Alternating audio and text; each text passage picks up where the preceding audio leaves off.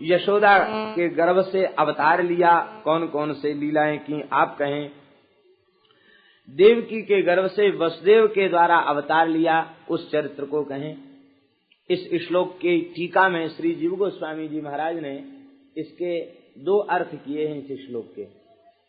एक तो देवक्याम सूत जानासि भद्रन्ते भगवान सात्वताम पति ही, देवक्याम वसुदेवस्य जातो यस्य चिकीर्षया के दो अर्थ किए हैं जीव गोस्वामी जी महाराज ने।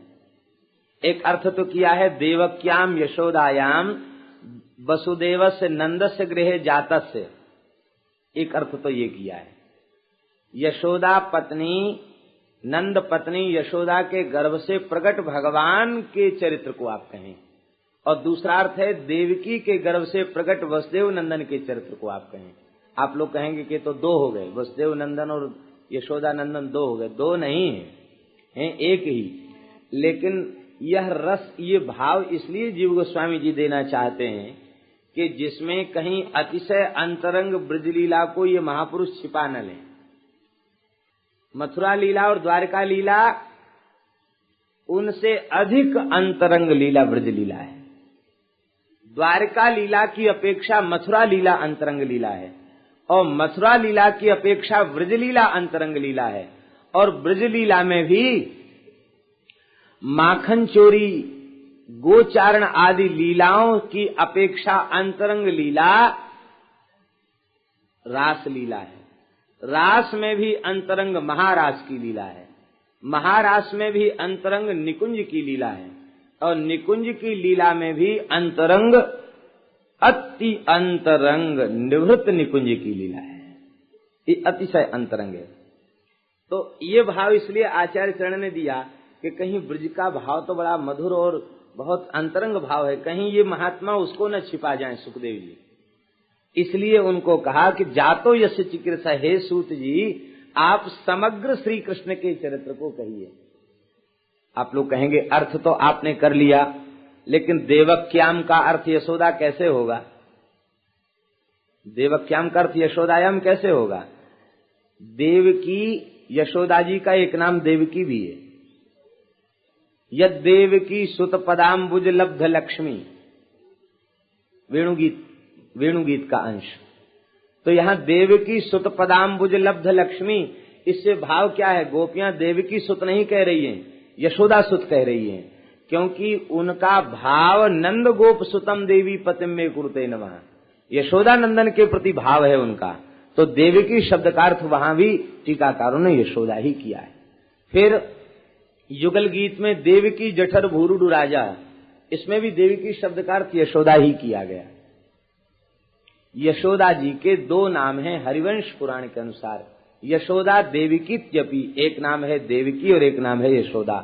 हमारे शास्त्र की पद्धति है कि अपने बड़े बेटे का नाम, बहू का नाम, गुरु का नाम नहीं लेना चाहिए। आत्म नाम गुरोर नाम, मनु महाराज कह रहे हैं, आत्म नाम गुरोर नाम नामातिक्रपणस्य च श्रेयस कामो न ग्रहणीया ज्येष्ठापत्य कलत्रयो। अपना नाम बार बार न ले, गुरु जी का नाम न ले बार बार, बड़ी संतान का नाम न ले, पत्नी का नाम न ले, और कंजूस का नाम न ले। कंजूस नहीं कहा गया, अति कृपण कहा गया। कृपण प्रायः जीव कृपण होता है, उसको धन में ममता होती, इसलिए कृपणता वाला दोष आता है। लेकिन कृपण नहीं, अति कृपणस्य। अति कृपण को भी बुलाना हो तो सीताराम राधे श्याम करके संकेत करके बुला ले, साक्षात नाम न ले। अति कृपण का भी नाम नहीं लेना चाहिए। श्रेयस कामो न गृहणीयात्। तो ये नंद पत्नी है, राजरानी है, इनका नाम कैसे लिया जा सकता? इसलिए इनके स्वभाव के अनुरूप एक उपनाम धर लिया गया, मुख्य नाम नहीं लिया जा रहा, उपनाम। सबको यश देने के कारण इनका नाम यशोदा है, यशोदा नाम है। नाम देवकी है और यशोदा बोलचाल व्यवहार का नाम धर लिया गया है यशोदा। ये सबको यश देती है।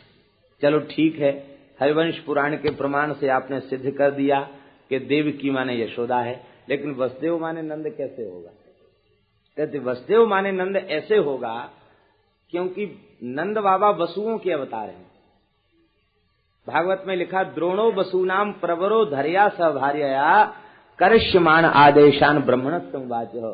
द्रोण नाम के वसु हैं, तो 8 वसुओं में द्रोण नाम के वसु होने के कारण, भगवान के पिता होने के कारण जो विशेष रूप में शोभायमान हो रहे हैं, वसुसु दिव्यतीति असौ वसुदेवो नंदा। अष्ट वसुओं में सुशोभित होने वाले भगवान के पिता के नाते श्री नंदराय जी ही वसुदेव हैं। अर्थात आप समग्र श्री कृष्ण चरित्र को कहिए, नंदनंदन के चरित्र को भी कहिए और वसुदेव नंदन के भी चरित्र को कहिए। अर्थात मथुरा लीला, व्रज लीला, द्वारिका लीला विस्तार पूर्वक इनको कहिए। हे भगवान, इन कथाओं के श्रवण से ही चित्त की शुद्धि होती है। को वा भगवतस्तस्य पुण्यश्लोकेद्य कर्मणः शुद्धि कामो न शृणुयाद्यशः कलिमलापम। कौन ऐसा बुद्धिमान व्यक्ति होगा जो अपने चित्त की शुद्धि के लिए समस्त कलिमल का अपहरण करने वाली भगवान की मंगलमयी कथा को नहीं सुनेगा। इसलिए आप कृपा करके भगवान की कथा सुनामें। आसीना दीर्घशत्रेण कथायाम सक्षणा हरे। हम कथा में पर्याप्त समय लेकर बैठे हैं, आप प्रेम पूर्वक कथा सुनाएं।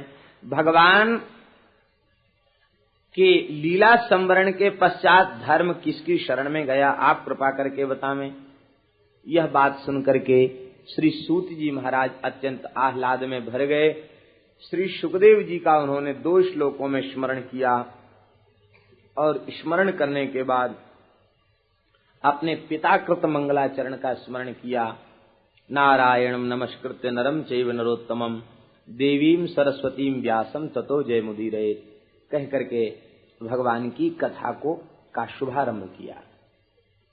हे महात्माओं, सबसे पहले श्रीमद् भागवत में परम धर्म का निरूपण है।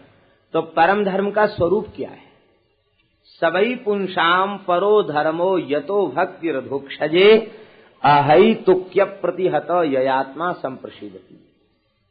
परम धर्म वही है जिसका आचरण करने से अधोक्षज भगवान में रति की प्राप्ति हो जाए, भक्ति की प्राप्ति हो जाए, उसी को परम धर्म है। भक्ति के 2 विशेषण हैं, ध्यान दें। कौन कौन? एक तो अहेतुकी और दूसरी अप्रतिहता, ये 2 विशेषण। अहेतुकी माने निष्काम भक्ति। जो निष्काम भक्ति होगी वही जीव का कल्याण करने वाली होगी। आप शांत होकर श्रवण करें, कोई बात। जो निष्काम भक्ति होगी वही जीव का परम कल्याण करने वाली होगी, और जो निष्काम भक्ति नहीं होगी वो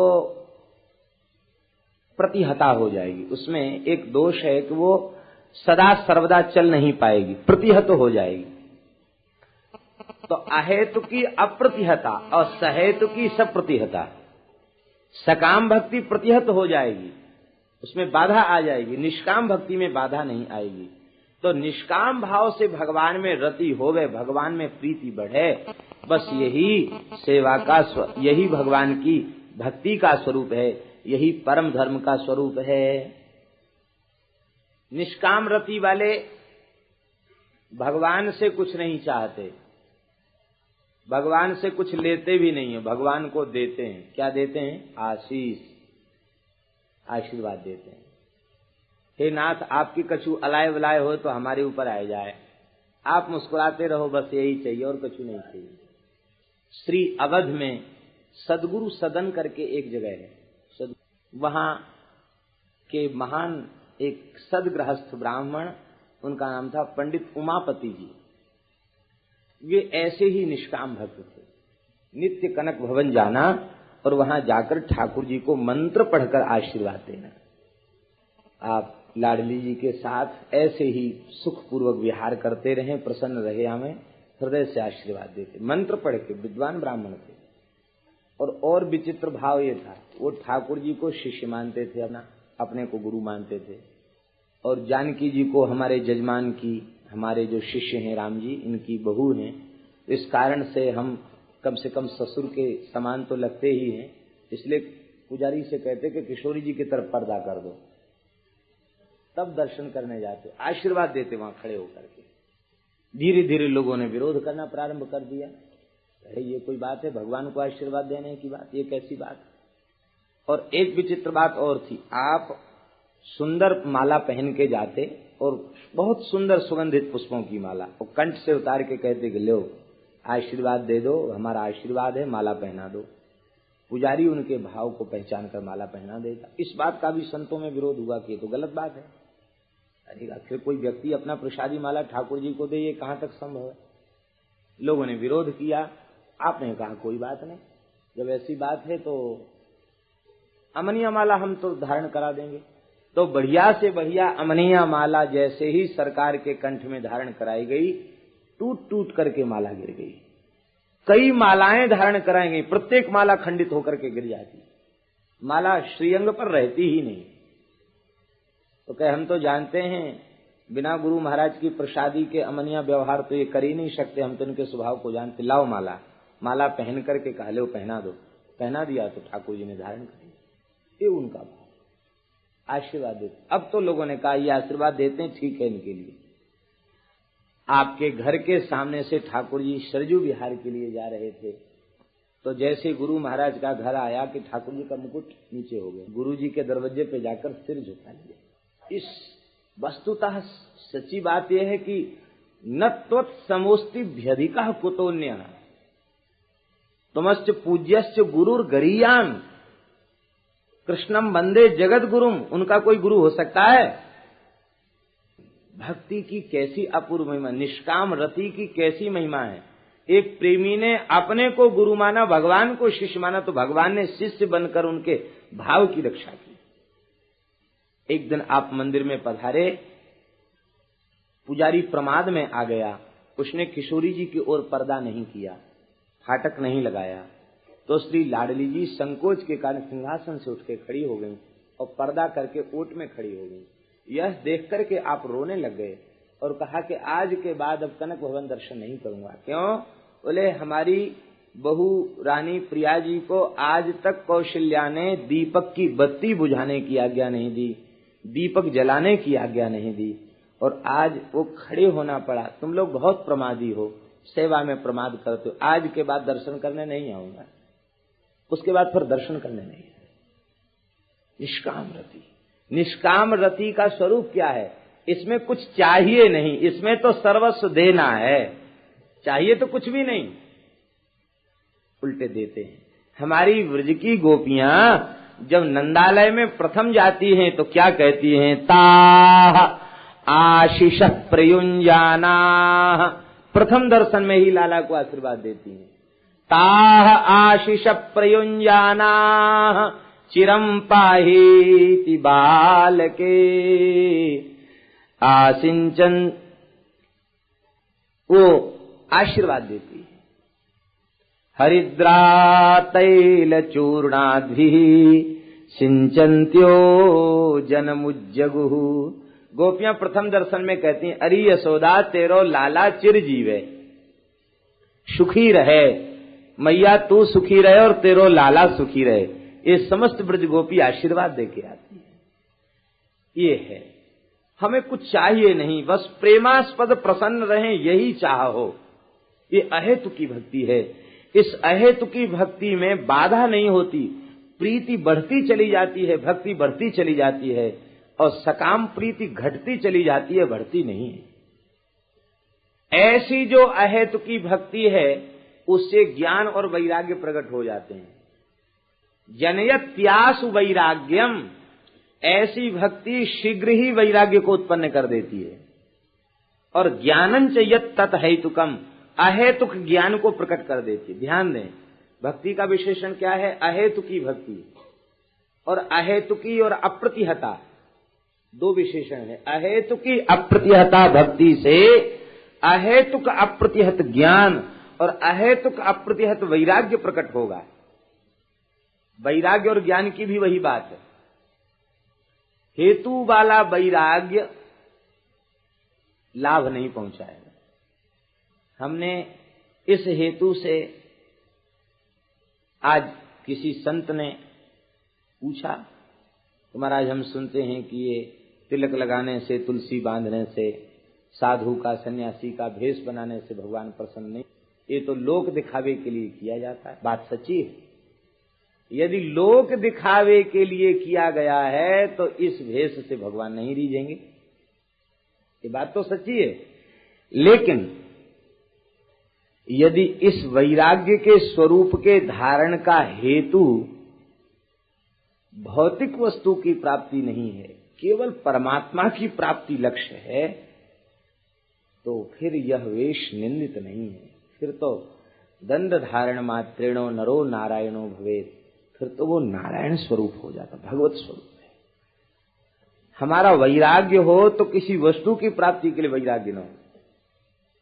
अभाव से ग्रस्त होकर वैराग्य एक बार जगेगा और फिर जब उन वस्तुओं की प्राप्ति होगी तो वैराग्य हट जाएगा, और लक्ष्य एक बना रहेगा भगवान की प्राप्ति का, तो वैराग्य कभी कम नहीं होगा, वैराग्य बढ़ता ही निरंतर चला जाएगा। प्रेम भी बढ़ेगा और वैराग्य भी बढ़ेगा। श्री मीरा जी कह रही हैं, बाला मैं बैरागण होंगी, बाला मैं बैरागण होंगी, जा भेसा मारो गिरधर रीझे, मैं तो सोई भेष धरूं। गिरधर को रिझाने के लिए भेष धरा गया है तो ठीक है, लोक रिझाने के लिए किया गया है तो व्यर्थ है। भक्तनावती, पति ने कह दिया पुत्र प्रेम सिंह से, ओ मुंडी बैरागिन के पूत, जुगल कंठी धारण किए थे, मस्तक पर तिलक था, लो मुंडी बैरागिन के पूत, जलाने क्यों आया है? आपके पुत्र ने माता को चिट्ठी लिखी कि अब तक हमें लगता था हमारे कल्याण में संदेह है, क्योंकि रानी का पुत्र था, राजकुमार था, कल्याण में संदेह है, लेकिन आज पिताजी ने कह दिया मुंडी बैरागिन के पूत, तो अब हमें विश्वास हो गया कि ठाकुर जी हमें अपना लेंगे। लेकिन एक दुख की बात है, आपको पिताजी ने मुंडी बैरागिन कह तो दिया, लेकिन आप मुंडी बैरागिन नहीं बन सकी, संसार का सर्वथा त्याग करके भजन में नहीं लग सकी, इस बात का दुख है। यह चिट्ठी पढ़ते ही पुत्र की हृदय से लगाया रत्नावती ने, आमेर नरेश की रानी रत्नावती ने, और उस रानी ने पति के रहते हुए केश को मुड़वा दिया, राज वस्त्रों का त्याग कर दिया, केश मुड़वा करके भजन में लग गई। और फिर भक्तिमती रत्नावली का चरित्र गोरखपुर गीता प्रेस की पुस्तक भक्त चरित्र में भी प्रकाशित है। साक्षात सिंह आया, भूखे सिंह को छोड़ा गया, और दासी ने कहा सिंह आया, बोले अजू नृसिंह जी पधारे हैं। नृसिंह आए और सिंह में नृसिंह का दर्शन किया और दुष्टों को उन्होंने मारा। इतनी बड़ी चमत्कार की घटना। तो कहने का तात्पर्य यहाँ ये है कि भगवान की प्राप्ति के लिए जो कुछ किया जाए वह शोभनीय है, और संसार के किसी को आकृष्ट करने के लिए जो कुछ किया जाए वो सब अशोभनीय है। तो अहेतुक की भक्ति से अहेतुक वैराग्य प्रकट होगा और अहेतुक ज्ञान प्रकट होगा, अहेतुक वैराग्य बाधित नहीं होगा। इसी प्रकार से सहेतुक ज्ञान, जिस ज्ञान में हेतु है, हेतु का मतलब जैसे किसी ने वेदांत का बड़ा गंभीर स्वाध्याय किया, लेकिन उसका लक्ष्य है कि हम किसी विद्यालय में वेदांत के अध्यापक बन जाएं और हमको 10-20 हजार रुपए महीने वेतन मिलने लग जाए, तो उसके अध्ययन से वेतन भी मिलेगी, उधर की पूर्ति भी होगी, लेकिन उस वेदांत को पढ़ाने से उसे ज्ञान मिल जाए यह संभव नहीं है, क्योंकि उसका हेतु यह नहीं था कि भोगों से वैराग्य होकर परमात्मा के चिंतन में मन लग जाए। ये उसने अपने ज्ञान का लक्ष्य नहीं बनाया, तो उसका ज्ञान केवल लोक की वस्तु तक सीमित रह जाएगा, अलौकिक वस्तु को देने में समर्थ नहीं होगा। इसलिए अहेतुक ज्ञान, ज्ञान का फल केवल भगवान के प्रेम की प्राप्ति हो और कोई दूसरा फल न हो, यही वैराग्य का फल, यही ज्ञान का फल, यह उत्पन्न हो जाता है। किसी ने विधिवत धर्म का अनुष्ठान किया और भगवान के चरित्र में अनुराग उसका नहीं हुआ, नोत्पादे यदिरतिम श्रम एव ही केवलम, तो उसका किया गया साधन का श्रम केवल श्रम ही है। हे ऋषियों, चतुर्विध पुरुषार्थ का स्वरूप समझना चाहिए। 4 पुरुषार्थ कौन कौन हैं? धर्म, अर्थ, काम और मोक्ष, ये 4 पुरुषार्थ हैं। इन 4 पुरुषार्थों का तात्विक स्वरूप हम लोग समझ नहीं पाते, इसलिए हम लोगों के जीवन में भ्रम उपस्थित हो जाता है और लक्ष्य से भ्रष्ट हो जाते हैं। धर्म, अर्थ, काम, मोक्ष, ये 4 पुरुषार्थ हैं। हम लोगों की मान्यता क्या है? हम लोगों की मान्यता यह है कि धर्म का फल है अर्थ, क्योंकि धर्म में प्रवृत्ति अर्थ के लिए ही हम लोग कर रहे हैं। धन मिले इस आशा से धर्म कर रहे हैं। धर्म का फल अर्थ नहीं है, लेकिन हमने धर्म का फल अर्थ मान रखा है। और उदाहरण भी हम देते हैं कि धर्म से धन होगा, और यहां तक लोग कहते हैं कि धन से ही धर्म होगा, बिना धर्म के धन हो, बिना धन के धर्म भी नहीं हो सकता, ऐसा भी लोगों ने कहना चालू कर दिया। तो धर्म का फल क्या माना? अर्थ। और अर्थ का फल क्या? काम। कामना की पूर्ति अर्थ का फल मान लिया। अर्थ है तो हम अपनी सारी कामनाओं को पूर्ण करें, ये अर्थ का फल है। तो क्या काम का फल मोक्ष है? धर्म का फल अर्थ है और अर्थ का फल काम है, तो क्या काम का फल मोक्ष है? काम का फल मोक्ष नहीं है। काम, क्रोध, मद, लोभ सब नाथ नरक के पंथ, इन परिहरि रघुवीर ही, भजहु भजहि जेहि संत। काम एष क्रोध एष रजोगुण समुद्भवा, महाशनो महापाप्मा विध्येन वैरिणम। यहां तक भगवान ने कह दिया गीता में, जहि शत्रुम महाबाहो काम रूपम दुरासदम। महाबाहु विशेषण दे रहे हैं, इसका तात्पर्य है कि तुम कायर नहीं हो, विशाल भुजाएं हैं। इस अपनी संपूर्ण शक्ति का प्रयोग काम रूपी दुर्धर्ष शत्रु के विनाश में कर दो। अर्थ का फल है काम, हम अपनी कामनाओं को पूरी करें। आज तक अर्थ के द्वारा किसी व्यक्ति ने अपनी सारी कामनाएं पूर्ण की हैं क्या? एक भी उदाहरण पूरी धरती पर मिल जाए तो बता दो। धरती पर नहीं, त्रिभुवन में नहीं मिलेगा ऐसा उदाहरण। आज तक कामना कभी किसी की पूरी भई नहीं, एक पूरी होती नहीं, 50 कामनाएं लाइन लगा के खड़ी भई है। कामना की पूर्ति क्या है? कामनाओं पर विराम, यही कामनाओं की पूर्ति है। कामनाओं पर पूर्ण विराम लगा देना, यही कामना की पूर्ति है। दूसरा कोई कामना की पूर्ति का उपाय नहीं है। कामना की पूर्ति क्या है? बोले बस भगवत प्राप्ति की उत्कट कामना को स्वीकार कर लेना, बस यही कामना से निवृत्ति। जैसे ये सामने हेलोजन लगा है, ये जब जलता है तो छोटे मोटे बेचारे जो बल्ब हैं उनका प्रकाश इसके सामने ऐसे ही हो जाता है, अस्तित्वहीन जैसा हो जाता है। 0 वाट का बल्ब इसके सामने क्या करेगा? ऐसे ही भगवत प्राप्ति की कामना का जो दिव्य प्रकाश है, उस प्रकाश के आगे संसार की समस्त कामनाएं जुगनू के समान हो जाती, उनका कोई अस्तित्व नहीं रह जाता। और भगवत प्राप्ति की कामना अशुद्ध चित्त में प्रकट नहीं होती, शुद्ध चित्त में प्रकट होती है। शुद्ध चित्त होता है निष्काम भाव से अनन्य निष्ठा पूर्वक भगवान नाम का जप करने से और निरंतर सत्पुरुष का संग करते हुए, सेवा करते हुए, सत्संग करने से इस चित्त की शुद्धि होगी, तब भगवत प्राप्ति की कामना चित्त में प्रकट होगी।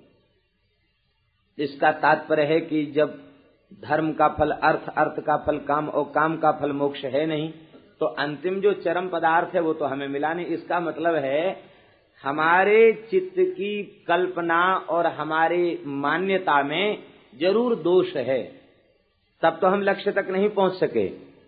तब स्वरूप क्या है? बहुत अच्छी बात है हम सबको समझने के लिए। श्री सूत जी महाराज चारों पुरुषार्थों का स्वरूप बता रहे हैं। धर्मस्य ह्यापवर्ग्यस्य, निश्चय ही धर्म का फल है अपवर्ग। संसार चक्र से निवृत्ति ही धर्म का फल है। भगवान की प्राप्ति ही धर्म का फल है। भगवान की प्राप्ति को छोड़कर धर्म का दूसरा कोई फल नहीं है। नार्थोर्थायोपकल्पते, अर्थ प्राप्ति उसका फल नहीं है। अर्थ प्राप्ति उसका फल नहीं है। क्या है? भगवान की प्राप्ति उसका फल है। तब प्रश्न उठा कि जब अब दूसरा अर्थ है, अर्थ किस लिए है? तो कहते नार्थस्य धर्मैकान्तस्य, धर्मैकान्तस्य, केवल धर्म के लिए ही अर्थ है। भगवान ने जो कुछ वस्तु हमें दे रखी है धर्म पूर्वक सेवा करने के लिए, सदुपयोग करने के लिए ही दे रखी है। धर्म का फल है संसार चक्र से छूटकर भगवान के चरणों में पहुंचना, ये धर्म का फल है। अर्थ किस लिए है? वो धर्म के लिए अर्थ है। हमारे पास कुछ संपत्ति है तो उससे हम अतिथि का सत्कार, दीन दुखी की सेवा, संत गौ ब्राह्मण इनकी सेवा हम करें, सबकी सेवा करें, यही धन का फल है। धन इसलिए। काम का स्वरूप क्या है? कहते इंद्रियों को तृप्त करना ये काम का फल नहीं है, क्योंकि इंद्रियों को तृप्त करते करते इंद्रियां शिथिल हो जाती हैं, फिर भी तृप्ति होती नहीं है। गोस्वामी जी महाराज कहते हैं, घटे न काम अग्नि तुलसी कहूं, विषय भोग बहु घीते। घृत छोड़ते चले जाएंगे, अग्नि प्रचंड होती चली जाएगी। वासना उतनी ही प्रचंड होगी, जितनी अधिक भोग की वृत्ति होगी वासना उतनी अधिक प्रचंड होती चली जाएगी। इसलिए काम का फल क्या है? कामना की पूर्ति नहीं, काम का फल है जीवन का निर्वाह। काम का स्वरूप है जीवन का निर्वाह। जितने में हमारे जीवन का सामान्य रीति से निर्वाह चल जाए, उतनी कामना को हम अपने में आश्रय दें, उससे ज्यादा नहीं। आज दुख का कारण यह है कि जैसी स्थिति हमारे पास है उससे हम संतुष्ट नहीं हैं और उससे अधिक जाना चाहते हैं, इसे ही हमारे दुख का कारण है। विनु संतोष न काम न शाही, काम अछत सुख सपनेहु नाहि। राम भजन बिन ही कामा, बिना भजन के कामना मिटेगी नहीं, भजन से ही कामना मिटेगी। इसलिए श्री ठाकुर जी की कृपा से हमारा जितने में निर्वाह हो जाए उतने में हम संतुष्ट रह जाए, ये कामना का स्वरूप। भगवान की कृपा से जो जैसे जितने में हमें निर्वाह हो जाए उतने में हम परम संतुष्ट रहें, उससे अधिक की प्राप्ति की कामना करें नहीं। और उत्तम तो ये होगा कि जितना प्राप्त है इसके भी प्रति यह भाव स्वीकार कर लें कि इसमें से एक सुई के बराबर भी वस्तु हमारी नहीं, ये सब ठाकुर जी की है, हम तो केवल हैं। ये घर हमारा नहीं है, घर ठाकुर जी का है, हम तो इसके झाड़ूदार हैं। ये बात सच्ची है कि घर भगवान का है। धरती तुमने बनाई थी तो पृथ्वी भगवान की प्रिया है, भगवान की धरती है, भगवान के बने हुए प्रकृति के पदार्थों से घर बना, भगवान की जगह में बना, भगवान की वस्तु से बना, भगवान के बनाए हुए कारीगरों के द्वारा बना, भगवान के द्वारा दिए हुए धन से बना। किसका हुआ? भगवान का। घर में कौन बैठे हैं? ठाकुर जी। मालिक कौन हो गया घर का? ठाकुर जी। हम कौन हो गए? झाड़ूदार। देखो कई लोग कहते हैं महाराज हमारे घर में ये ठाकुर जी 5 पीढ़ी से हैं, 7 पीढ़ी से हैं, 3 पीढ़ी से हैं। हमारे परदादा के दादा सेवा करते थे, परदादा चले गए, फिर दादा चले गए, फिर पिताजी, हम भी चले जाएंगे, लेकिन ठाकुर जी यहीं विराजमान रहेंगे। असली मालिक कौन हुआ घर का? जो सदा बैठकर सेवा लेवे वही असली मालिक। जो समय समय से सेवा किया और चल दिया वो मालिक नहीं है, वो तो केवल व्यवस्थापक है। ड्यूटी बदल रही है, इतने दिन तुम्हारी सेवा, इतने दिन तुम्हारी सेवा, इतने दिन मालिक घर के भगवान हैं। तो कहने का तात्पर्य इस प्रकार का विवेक स्वीकार करके हमारे पास जो कुछ वस्तु है वो भगवान की है, भगवान के लिए है, हमारी अपनी कुछ नहीं है, हमारे अपने लिए कुछ भी नहीं है। इस प्रकार की बात को स्वीकार करना स्वरूप है काम का, जीवन का निर्वाह। अब कहते जीवन का निर्वाह का स्वरूप तो ये है, अब जीवन का फल क्या है? हमको ये जीवन मिला, इस जीवन का फल क्या है? जीवस्य तत्व जिज्ञानार्थो यश्चेह कर्म भी। जीवस्य तत्व जिज्ञासा नार्थो यश्चेह कर्म भी। भगवान के संबंध में जानने की अभिलाषा का उदय हो जाए, भगवान को प्राप्त करने की कामना जग जाए, यही जीवन का फल है। यदि ये बात नहीं आई तो हम चाहे 20 वर्ष के हों या 40 वर्ष के हों या 50 वर्ष के हों, हो सकता है 100 वर्ष की भी उम्र पाली हो, तो भी यदि भगवत प्राप्ति की अभिलाषा जागृत नहीं भई तो सारी उपलब्धियां व्यर्थ हैं। कठोपनिषद में यमराज ने क्या कहा, मंत्र का अर्थ बता रहे हैं। यदि वर्तमान जीवन के रहते हुए परम सत्य ब्रह्म को, परमात्मा को, भगवान को पहचान लिया, तब तो समझ लो कि लाभ मिल गया जीवन का। और नहीं तो यदि चेत यह न अवेदी ही ततो महती विनष्टि ही। यदि इस जीवन के रहते हुए भगवान को नहीं जाना तो इससे भारी विनाश और कोई दूसरा नहीं होगा। तो सबसे बड़ा लाभ यही है, जीवन का परम लाभ यही है, भगवान का अनुराग मिल जाए, भगवान की प्राप्ति हो जाए, यही जीवन का परम लाभ है। तब प्रश्न उठा कि भगवान, ब्रह्म, परमात्मा ये अलग अलग हैं क्या? बोले नहीं, अलग अलग नहीं, एक ही वस्तु है। ब्रह्मेति वदन्ति तत्तत्त्वविदस्तत्त्वं यज्ञानमद्वयम् ब्रह्मेति परमात्मेति भगवान इति शब्द्यते। तत्व के ज्ञाता लोग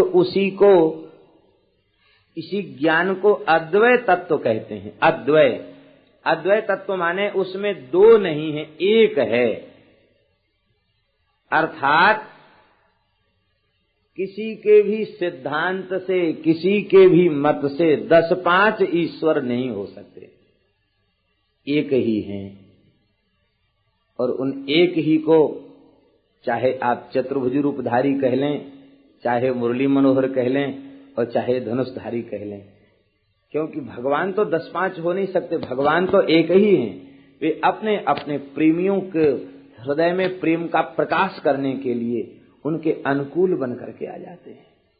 भागवत के 2 स्कंध में ये बात तो बहुत स्पष्ट ब्रह्मा जी ने कही है, भगवान एक हैं। फिर उनके रूपों में विविधता क्यों? कहते रूपों में विविधता क्या है?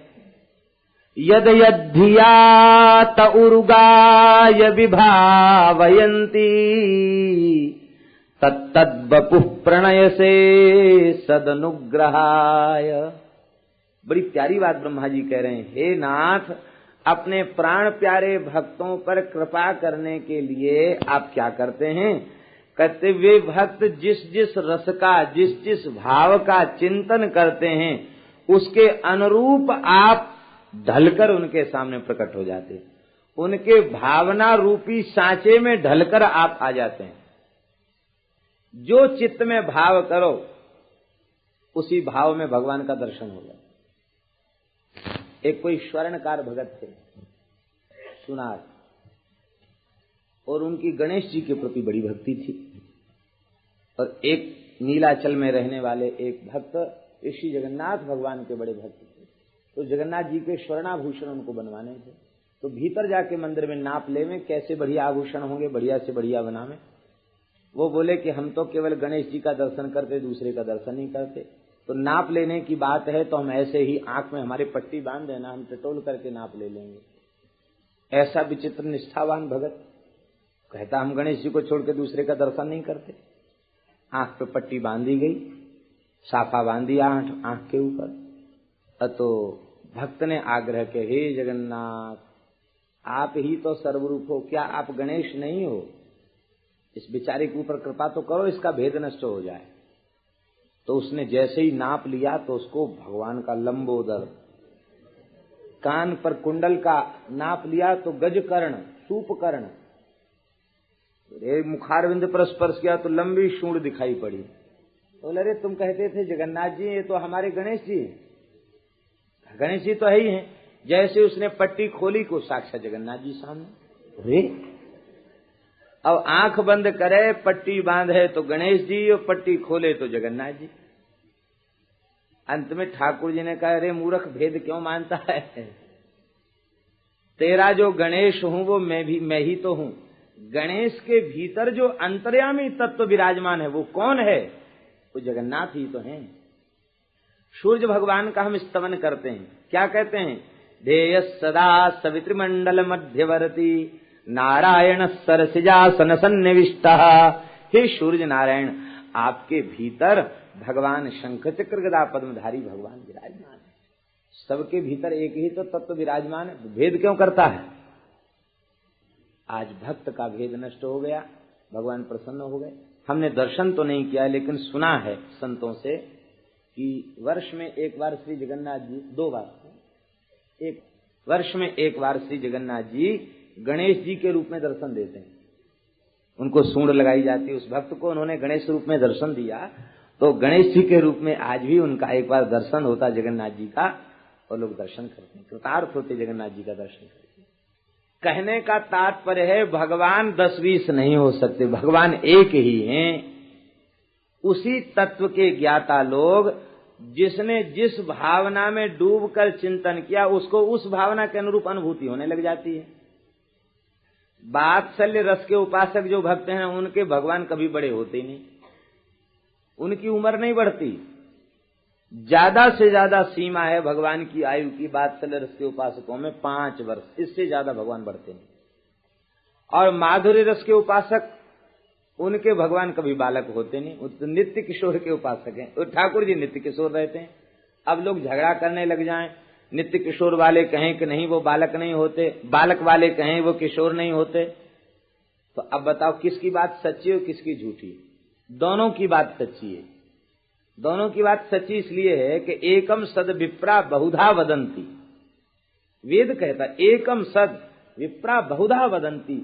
इस एक तत्व को ही संतों ने अनेक प्रकार से कहा है, अर्थात वात्सल्य रस के उपासकों के लिए वे नित्य बालक हैं और माधुरी रस के उपासकों के लिए वे नित्य किशोर हैं। किसी का किसी से विरोध नहीं।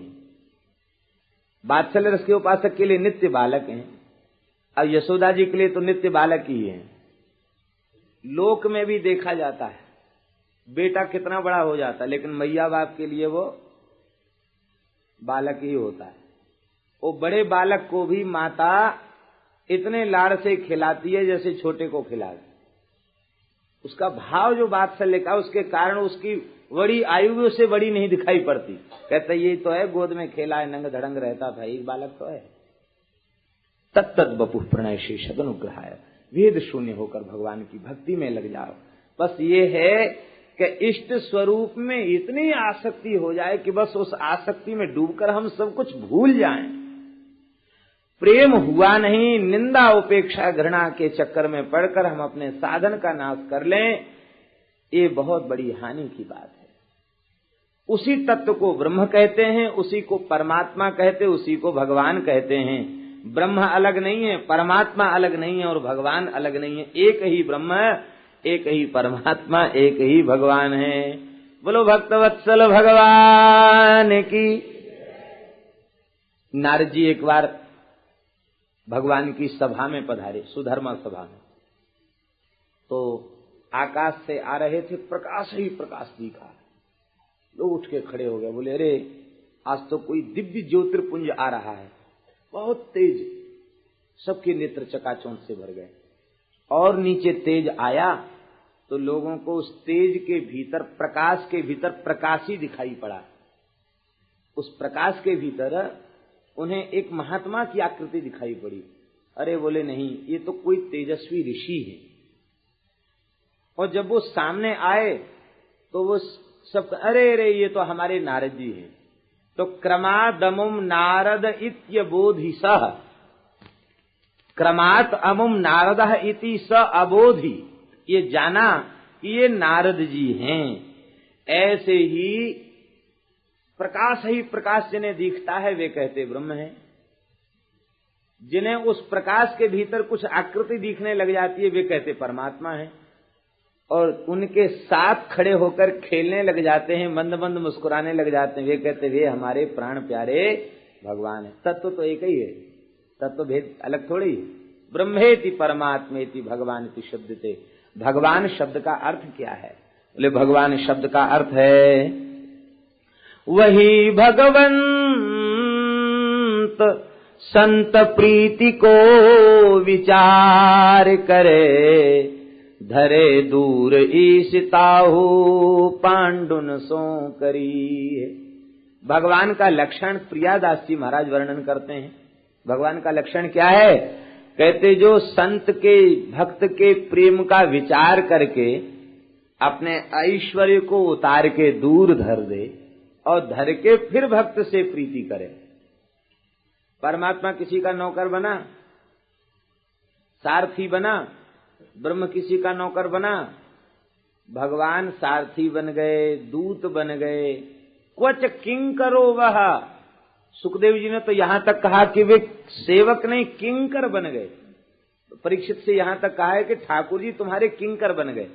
किंकर और सेवक में भेद होता है। सेवक उसे कहते सेवा किया चला गया, किंकर उसे कहते वो जाता कहीं नहीं है, वो 24 घंटे निकट रह करके हाथ जोड़ करके इसी प्रतीक्षा में रहता। किं करोमि किं करोमि किं करोमि किं करोमि इति नत कंधरो भूत्वा स्वाम्यग्रे सदा सर्वदा वदति असौ किंकरः।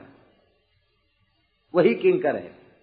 तो भगवान अपने ऐश्वर्य को भुलाकर महाराज युधिष्ठिर आज्ञा दें, अर्जुन आज्ञा दो। और आज्ञावाचक शब्द का प्रयोग भी अर्जुन करते हैं। सेनयो रुभयोर मध्य रथम स्थापयमेच्युत। स्थापय कहां का प्रयोग है? लोट लकार का है, मध्यम पुरुष का। इसका तात्पर्य आज्ञा दे रहे हैं, आज्ञार्थ लोट है, आज्ञा दे रहे हैं, स्थापित कर दो, बीच में खड़ा कर दो। भगवान जो आज्ञा करके पालन करते हैं आज्ञा। वही भगवंत संत प्रीति को विचार करे, धरे दूर ईशताहु पांडवन सो करी है। इसलिए हे महात्माओं, एकाग्र चित्त से भगवान का ही चरित्र सुनना चाहिए, भगवान के नामों का संकीर्तन करना चाहिए, भगवान का ध्यान करना चाहिए। कर्म की अविद्या की गांठ को छिन्न भिन्न कर देने वाला भगवान का चरित्र कौन नहीं सुनेगा।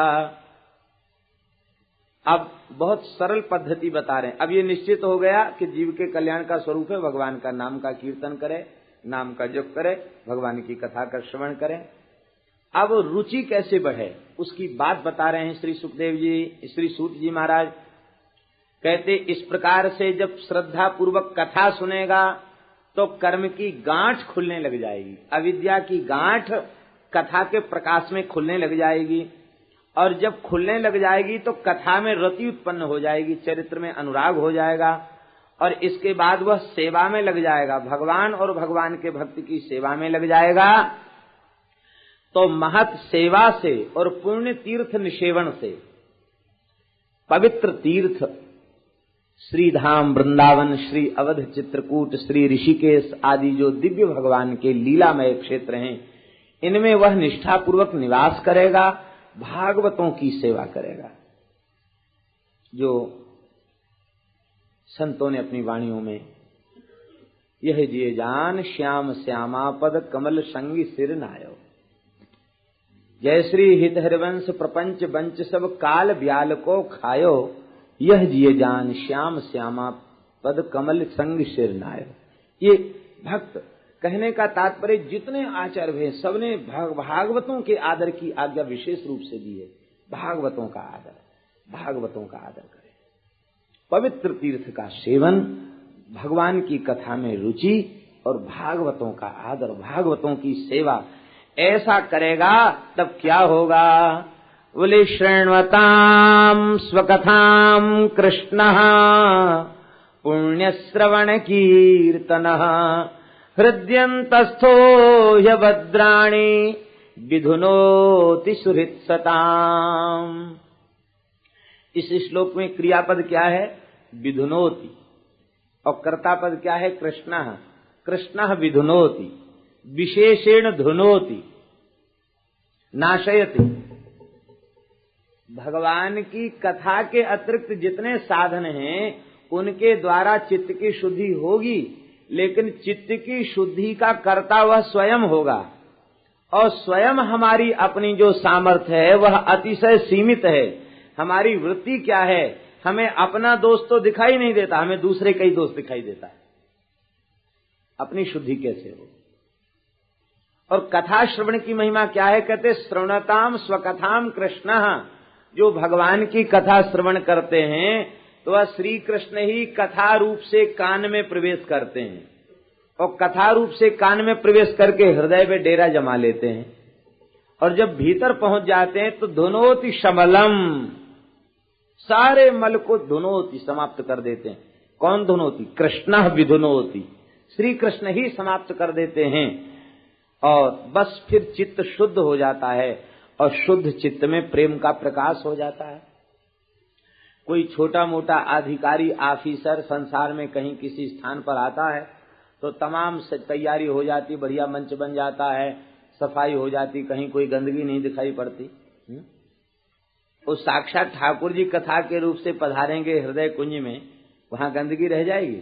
नहीं रह जाएगी, सब कचरा साफ हो जाए।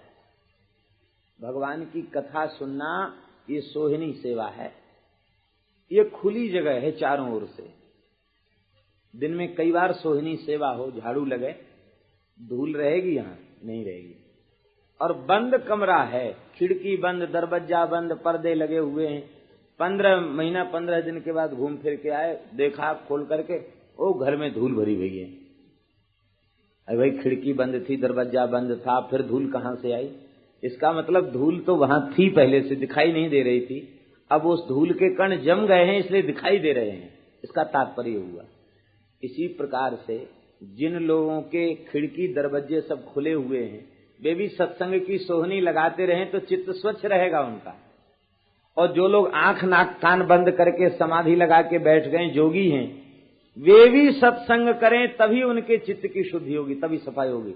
महाराज बंद कमरे में भी धूल भर जाती है, कीचड़ भर जाता है। सत्संग साधक के लिए तो अति अनिवार्य है ही है, सिद्ध के लिए भी सत्संग आवश्यक है। सुखदेव जी कम सिद्ध हैं, नवयोगीश्वर कम सिद्ध हैं, सनकादिक कम शुद्ध हैं, लेकिन इसके बाद भी वे क्या करते हैं? आशा बसन व्यसन यहति नहीं। धनवान लोगों को व्यसन होते हैं, लेकिन ये नंगे रहते फिर भी व्यसन लग गया। भगवान करें, गंगा मैया करें, श्री ठाकुर जी करें, ये व्यसन हम सबको लग जाए। कौन सा व्यसन? कथा कीर्तन का व्यसन। ये व्यसन लग जाए तो सारे व्यसनों से छुट्टी हो जाएगी। बोलो वृंदावन बिहारी। भगवान की कथा प्रेम से श्रवण करेगा तो बस फिर चित्त में कोई मल नहीं रह जाएगा, और जब प्रेम का प्रकाश हो जाएगा तो भगवान में नैष्ठ की भक्ति हो जाएगी। नैष्ठ की रति, दो तरह की रति है, एक अनैष्ठ की और एक नैष्ठ की। अनैष्ठ की रति क्या है? ध्यान दें। अनैष्ठ की रति ये है कि जैसे हमें किसी सत्पुरुष का संग मिला, बहुत वैराग्य प्रकट हो गया चित्त में, ओ एकदम निर्विणता आ गई, शांति आ गई चित्त में, भजन में लग गए, और जैसे ही संपर्क छूट गया, रजोगुणी तमगुणी प्रकृति के जीवों का संग मिला कि धीरे धीरे भक्ति शिथिल होती चली गई। नई भक्ति 9 दिन, खेचा तानी 10 दिन। 9 दिन तक जैसे तैसे चलाया सत्पुरुष के संग के भाव में, खेचा तानी 10 दिन तक चलेगी। 11वें दिन जैसे पहले थे वैसे भी रह जाए सोने, उससे भी गए बीते कई लोग हो जाते हैं, संस्कार शून्य हो जाते हैं। कई बार तो ऐसा देखा गया कि जो संतों के निकट रहकर बड़े संस्कारवान दिखाई पड़ते थे, थोड़े दिन में वे लौट करके आए तो उनकी वेशभूषा देख के नहीं पहचान में आ गया कि ये भी रहते थे यहाँ, या ये भी भजन करते थे, या ये भी बहुत अच्छे थे। अरे ये क्या हो गया, इनको क्या हो गया? ये स्थिति। शुश्रूषो श्रद्धानस्य, वासुदेव कथा रुचि, भगवान की कथा में रुचि उत्पन्न हो जाएगी और नैष्ठिकी रति उत्पन्न हो। नैष्ठिकी रति का तात्पर्य है फिर वह रति उस निष्ठा में परिवर्तन नहीं होगा, चाहे जहां चला जाए उसकी भक्ति कम नहीं होगी, बढ़ेगी घटेगी नहीं। और जब नैष्ठिकी रति हो जाएगी तब क्या होगा, बोले न तो रजोगुण रह जाएगा न तमोगुण रह जाएगा। रजोगुण माने क्रिया, किसी क्रिया में रुचि नहीं रह जाएगी, सहज भाव से निष्काम भाव से वह आचरण कर्म का करेगा। रजोगुण तमोगुण का अभाव हो जाएगा, और जब रजोगुण तमोगुण का अभाव हो जाएगा तब सत्वगुण प्रकट होगा, और सत्व भी जब विशुद्ध सत्व के रूप में परिवर्तित हो जाएगा तो वही प्रेम शब्द से व्यवहृत होने लग जाएगा। उसी विशुद्ध सत्व को ही प्रेम कहते हैं। और फिर जब ये स्थिति आ जाएगी तब क्या होगा, कहते उस समय शरीर और संसार में कहीं भी आसक्ति नहीं रह जाएगी। और जब आसक्ति नहीं रहेगी तब क्या होगा, कहते एवं प्रसन्न मनसो भगवद भक्ति योगतः भगवत तत्व विज्ञानम मुक्त संगस्य जायते। आसक्ति शून्य पुरुष को भगवत तत्व का विज्ञान हो जाएगा, विशेषण ज्ञान हो जाएगा। यहां मुक्त संगस्य व भगवत तत्व विज्ञानम जायते, नान्यस्य, ये मर्यादा है। आसक्ति शून्य को ही भगवत तत्व का विज्ञान होगा। महापुरुषों ने जो अनुभव करके हमें बताया है कि भगवान की प्राप्ति का कोई साधन नहीं है, सारे साधन इसलिए हैं कि हम शरीर संसार हमें भूल जाएं, भगवान तो नित्य ही प्राप्त हैं। यही बात है, इतना प्रेम हो जाए कि हमें शरीर संसार की सुध भूल जाए तो भगवान अनुभव होने लग जाएंगे। बोले भगवान की प्राप्ति से लाभ क्या है, उस लाभ का वर्णन कर रहे हैं। विद्यते हृदय ग्रंथि छिद्यन्ते सर्व संशयाः क्षीयन्ते चास्य कर्माणि दृष्ट एवात्मनीश्वरे। अविद्या की गांठ छिन्न भिन्न हो जाती है, सारे संशय समाप्त हो जाते हैं जब भगवान का साक्षात्कार होता है। इसलिए हे महात्माओं, भगवान को प्रसन्न करने वाली भक्ति को करना चाहिए। मोक्ष की जिन्हें अभिलाषा है वे महात्मा शांत होकर के, क्षोभ रहित होकर के, नारायण कलाह शांताः भजन्ति, शांति चित्त होकर के भगवान श्री नारायण का भजन करते हैं, भगवान का भजन करते हैं। लेकिन भजंती के आगे एक विशेषण है, अनुसूय वह भजंती, असूया दोष से रहित होकर भजन करते हैं। भजन करने वाले बहुत हैं, इष्ट में अनुराग तो भया नहीं, असूया दोष आ गया, निंदा। गुणेषु दोषा विस्करणम असूया, भगवान के अन्य स्वरूपों की उपेक्षा और उनकी निंदा, ये दोष आ गया। तो उपासना करते हैं उपास्य की, लेकिन असूया से रहित होकर के उपासना करते हैं, असूया दोष से रहित होकर के उपासना करते हैं। ऐसा कहकर के भगवान के अवतारों को बताया। इनकी चर्चा हम अपराह्न काल में करेंगे। यही कथा का विश्राम। अब भगवान के संकल्प से सृष्टि होती है, इसलिए भगवान निमित्त कारण है, निमित्त और उपादान कारण। स्कंदादिभिः संस्तुतः श्रीमद् भी हमको लेने आवेंगे। ये भगवान के नाम की, भगवान की कथा की दिव्य महिमा है। बोलो भक्तवत्सल भगवान। यथामति यथा समय संक्षिप्त रूप से दोनों पुराणों के महात्म्य की चर्चा हुई। पूर्वाह्न में स्कंद पुराणोक्त महात्म्य और अपराह्न में पद्म पुराणोक्त महात्म्य की चर्चा हुई। कल से श्रीमद् भागवत को पुराण सम्राट कहा गया है, पुराण सम्राट। पाद्म ब्राह्म गृहीत चामर युगः वाराह संवीजितो ब्रह्मांडेन धृतात पत्र हस्ते स्कंदादिभिः संस्तुतः श्रीमद् वैष्णव सेवितानुगमनः सर्वेष्ट सिद्धिप्रदो श्रीमद् भागवता विधो विजयते सम्राट पुराण प्रभु। पुराण सम्राट श्रीमद् भागवत जी की जय हो, इन्हीं की विजय होती है।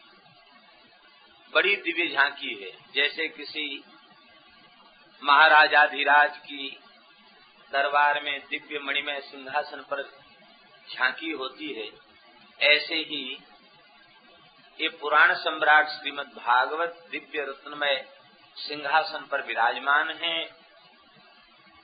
पाद्म ब्राह्म गृहीत चामर युग, पद्म पुराण और ब्रह्म वैवर्त पुराण, ये दोनों चमर लेकर के चमर ढोरा रहे। राजा की सेवा में छत्र चमर छड़ी लेकर खड़े होते हैं। ये सब पुराण श्रीमद् भागवत जी की सेवा में छड़ी छत्र चमर लेकर खड़े।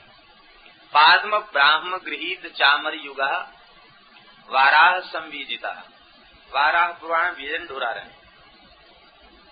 ब्रह्मांडेन धृतात पत्र हस्ते, ब्रह्मांड पुराण छत्र लेकर खड़े। स्कंद पुराण, शिव पुराण और जितने पुराण हैं और भी जितने उप पुराण हैं, स्मृतियां हैं, वे सब स्कंदादि भी संस्तुता। स्कंद शब्द से आदि, आदि से सबका ग्रहण हो जाएगा, पुराणों को पुराण सबका, वे सब स्तवन कर रहे हैं। ये तो इनकी झांकी है दरबार की। और दरबार किन लोगों से सुशोभित है? श्रीमद वैष्णव सेवितानुगमना, ये वैष्णवों के द्वारा सेवित है और यही इनके पीछे पीछे चलने वाले हैं। भागवत के प्रकाश में ही भागवत वैष्णव जन वे भगवत प्राप्ति के पथ पर चलते हैं, भागवत के प्रकाश में भगवत प्राप्ति के पथ पर चलते हैं। ये अनुगमना और संपूर्ण इष्ट सिद्धि को देने वाले यह पुराण सम्राट श्रीमद् भागवत महापुराण है, क्योंकि ये साक्षात श्री कृष्ण इत्येषा वाङ्मयी मूर्ति प्रत्यक्षा वर्तते हरे, भगवान की प्रत्यक्ष शब्दमयी प्रतिमा। भगवान स्वयं अनुग्रह करके हृदय में विराजमान होकर के अपना स्वरूप जो श्रीमद् भागवत है उसका प्रकाशन करें, ये वस्तुतः भगवान की ही सामर्थ्य है। किसी जीव की श्रीमद् भागवत जैसे दिव्य ग्रंथ के संबंध में एक शब्द कहने की पात्रता नहीं। भगवान ही कृपा करके हृदय में विराजमान होकर के इस दास से अपनी वाङ्मयी सेवा को करा करके प्रसन्न हो गए। श्रीमद् भागवत के मंगलाचरण में भगवान के सत्य स्वरूप का स्मरण किया गया। सत्यम परम धीमहि, हम परम सत्य का ध्यान करते हैं। ये परम सत्य कौन है? भगवान ही परम सत्य है। उन भगवान का ही ध्यान किया गया। यद्यपि कतिपय विद्वानों ने इस मंगलाचरण के विभिन्न अर्थ किए और पंडित बंशीधर जी ने अकेले ही 100 प्रकार के अर्थ इस पद्य के प्रस्तुत किए, तो किसी को भ्रम न हो जाए कि मंगलाचरण में किसका स्मरण किया गया। सूर्य परक अर्थ भी है, देवी परक अर्थ भी है, गणेश परक अर्थ भी है, शिव परक अर्थ भी है, कहाँ तक कहें तुलसी परक, रुद्राक्ष परक, भस्म परक अर्थ तक है। बहुत अर्थ किए, लेकिन यह केवल विद्वानों का वैदुष्य ही है। वस्तुतः श्रीमद् भागवत के प्रारंभ में मंगलाचरण में सत्यम परम धीमहि कहकर भगवान श्री कृष्ण का ही ध्यान किया गया है। श्रीमद् भागवत के प्रारंभ में सत्यम परम धीमहि है और श्रीमद् भागवत के उपसंहार में भागवत की परंपरा का स्मरण है, गुरु परंपरा का। और उस गुरु परंपरा के स्मरण में भी तच्छुद्धम विमलम विशोकमृतम सत्यम परम धीमहि, वहाँ भी सत्यम परम धीमहि, वहाँ श्रीमद् भागवत को परम सत्य कह करके ध्यान किया गया है। तो आदि अंत में सत्यम परम धीमहि है और इसमें किसी विशेष देवता का नाम नहीं लिया गया, राम कृष्ण नारायण का स्पष्ट नाम नहीं लिया गया, इसलिए लोगों को अवसर मिल गया। लेकिन यह संदेह उस समय निराकृत हो जाता है, उस समय यह संदेह समाप्त हो जाता है जब हम गर्भस्तुति के प्रकरण में भगवान के सत्य स्वरूप का स्मरण करते हैं। गर्भस्तुति के प्रकरण में ब्रह्मादि देवता भगवान की स्तुति कर रहे हैं। सत्यव्रतम सत्यपरम त्रिसत्यम सत्यस्य योनिं निहितं च सत्ये सत्यस्य सत्यमृत सत्यनेत्रम् सत्यात्मकं त्वां शरणं प्रपन्ना। इस गर्भस्तुति के प्रकरण में किसी को कोई संदेह है?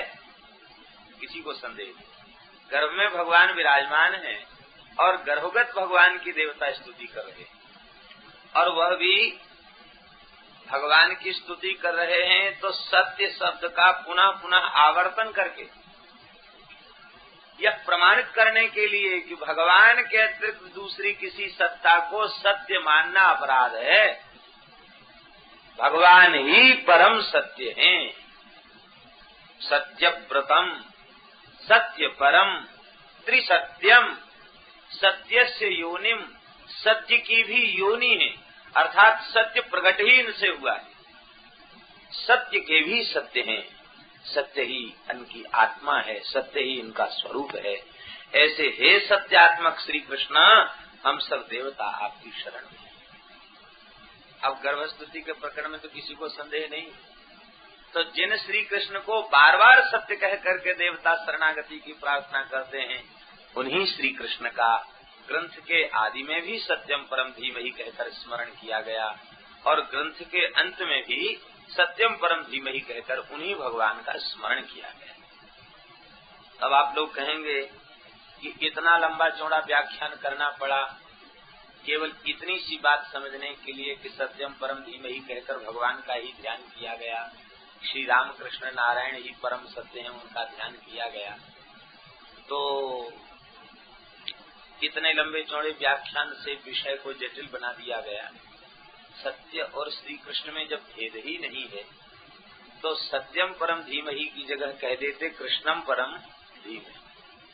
श्री कृष्ण का हम ध्यान करते हैं तब ये संदेह का अवसर ही नहीं रहता। फिर सत्यम परम धीमहि कहने का क्या तात्पर्य? भगवान व्यास किस ग्रंथ का मंगलाचरण कर रहे हैं? भागवत का। तो मंगलाचरण में ही भागवत धर्म को प्रमाणित कर रहे हैं। भागवतों का धर्म क्या है? भागवतों का सिद्धांत क्या है? भागवतों का सिद्धांत ये है कि समस्त जितने वैष्णव हैं, भागवत हैं, वे सब चार चीजों को नित्य मानते हैं। भगवान नाम, रूप, लीला और धाम, इन चारों को परम सत्य मानते हैं। तो इन चारों को परम सत्य प्रमाणित करने के लिए भगवान नाम, भगवत रूप, भगवत लीला, भगवत धाम, ये चारों परम सत्य हैं। इसे प्रमाणित करने के लिए सत्यम परम धीमहि व्यास जी कहे। यही वैष्णवों का सिद्धांत।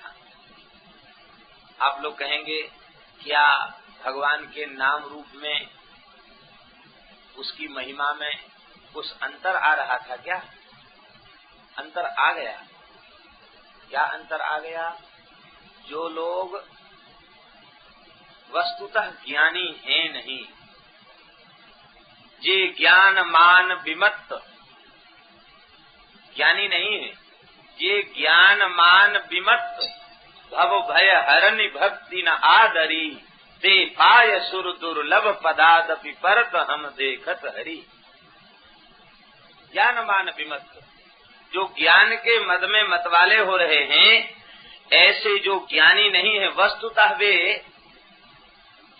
ज्ञान के गुमानी हैं, ज्ञानी नहीं है, ज्ञान के गुमानी है। ज्ञान का गुमान उनके भीतर है, वस्तुतः ज्ञान उनके भीतर नहीं है।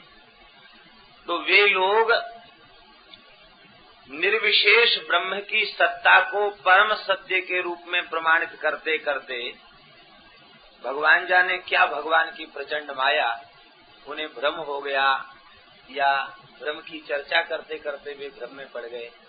ये ठीक नहीं कहा जा सकता है, लेकिन उन्होंने सगुण साकार को भी मायिक मान लिया, माया शबलित मान लिया।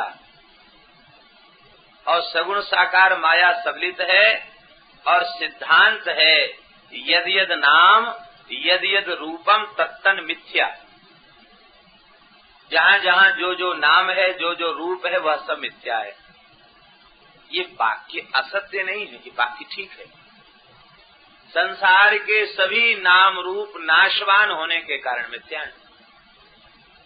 लेकिन इसका तात्पर्य ये थोड़ी है कि भगवान का नाम मिथ्या हो जाए, भगवान का सिद्धांत स्वरूप मिथ्या हो जाए, इसका तात्पर्य ये नहीं।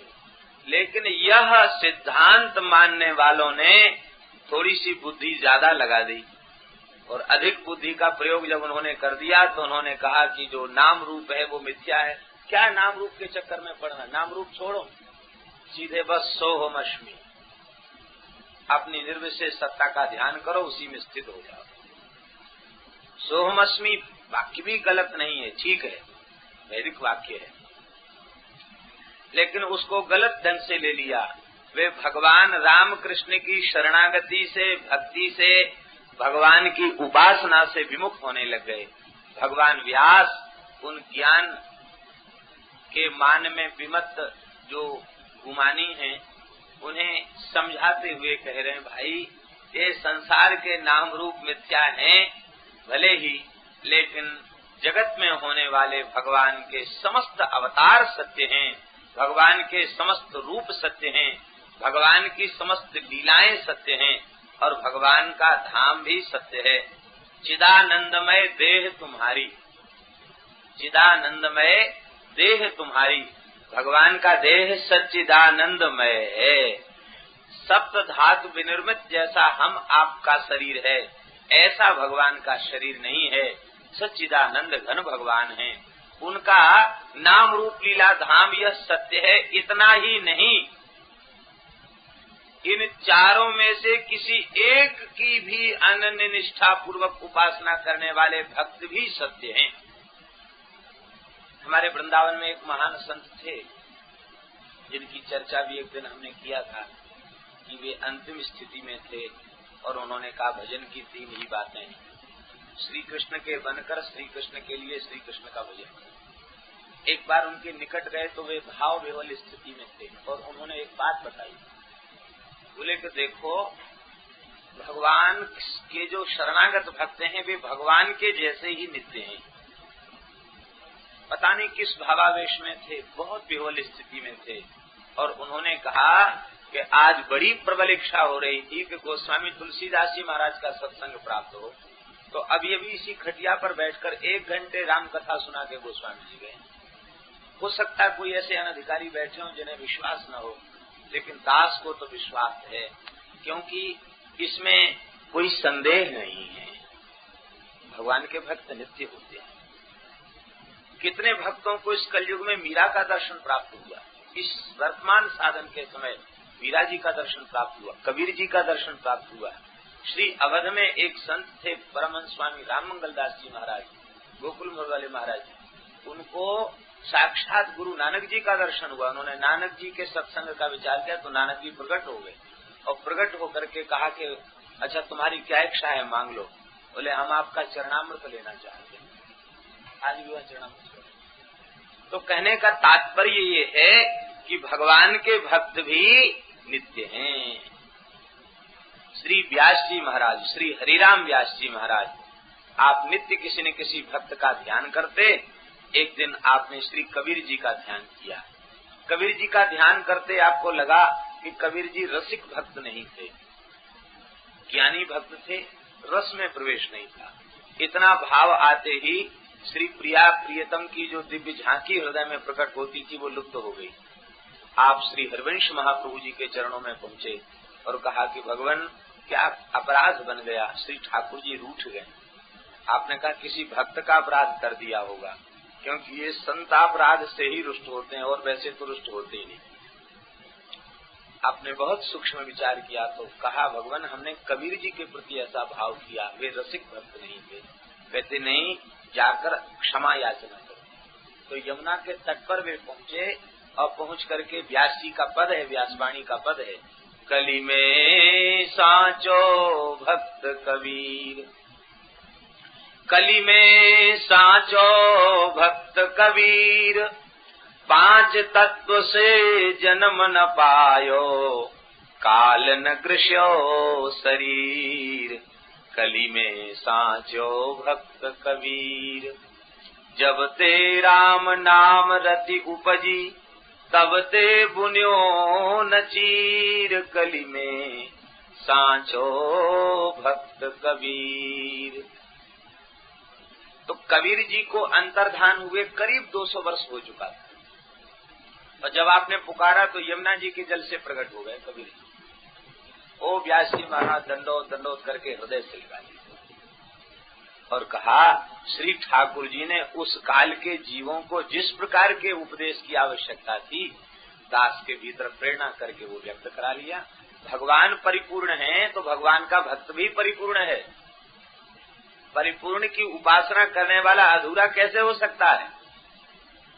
संपूर्ण भाव और संपूर्ण रस भक्त के अंतःकरण में सहज प्रकट हो जाते हैं। आपका संदेह दूर हो गया और श्री कबीर जी फिर जमुना जी में गोता लगाए अंतर्धान। इसका तात्पर्य भक्त भी नित्य हैं। तो नाम रूप लीला धाम यह सत्य है, और इनकी उपासना करने वाले भगवान के भक्त भी सत्य हैं। ये भगवान के इस परम सत्य को प्रमाणित करने के लिए, सगुण साकार को परम सत्य के रूप में प्रमाणित करने के लिए, और यह भाव श्री व्यास जी ने दिया। यतः अस्य जन्मादिर भवति, अस्य जगतः, इस सृष्टि का, इस जगत का जन्म, उत्पत्ति और लय, ये तीनों कार्य जिसके संकल्प मात्र से हो जाते हैं। भगवान इस जगत के प्रति अभिन्न निमित्तोपादान कारण है। संसार में प्रत्येक कार्य के प्रति दो कारण होते हैं, लेकिन भगवान इस जगत के प्रति अकेले कारण है, इसलिए भगवान को ही मूल कारण कहा है। मिट्टी के घड़े के दो कारण हैं, निमित्त कारण है कुलाल और उपादान कारण है मिट्टी। और निमित्त और उपादान दोनों कारण सर्वथा भिन्न है, कुलाल अलग है, मृत्तिका अलग है। लेकिन भगवान उपादान भी है और निमित्त भी। उपादान वस्तु क्या है? पृथ्वी, जल, तेज, वायु, आकाश, मुख्य उपादान वस्तु यही है। और विस्तार करते चले जाओ तो 24 हो जाते, 25 हो जाते हैं, और जितना विस्तार करते चले जाओ उतना विस्तृत हो जाते हैं, और 36 तक हो जाते, 32 तक हो जाते हैं। मूल में 5 है, पृथ्वी, जल, तेज, वायु और आकाश। तो इन पांचों तत्वों के रूप में भी परमात्मा ही है। पृथ्वी के रूप में भगवान ही सब जीवों का आश्रय बने हुए। कम ब्रह्म, खम ब्रह्म वेद में लिखा है। जल ब्रह्म है, आकाश ब्रह्म है, अग्नि ब्रह्म है। अहम वैश्वानरो भूत्वा प्राणिनाम देहमाश्रिता प्राणापान समायुक्तो पचाम्यन्नम चतुर्भुजम चतुर्विधम। तो कहने का तात्पर्य है भगवान वैश्वानर रूप से भगवान ही विद्यमान है, सबके भीतर विद्यमान है। अग्नि के रूप से, पवन के रूप में भी भगवान ही है। सबका प्राण भगवान है, प्राण वायु के रूप में भगवान है। तो इन 5 तत्वों के रूप में भी परमात्मा ही है, और यही जगत की उपादान वस्तुएं, इनसे ही जगत ब्रह्मांड बना है। ये ब्रह्मांड और ये पिंड शरीर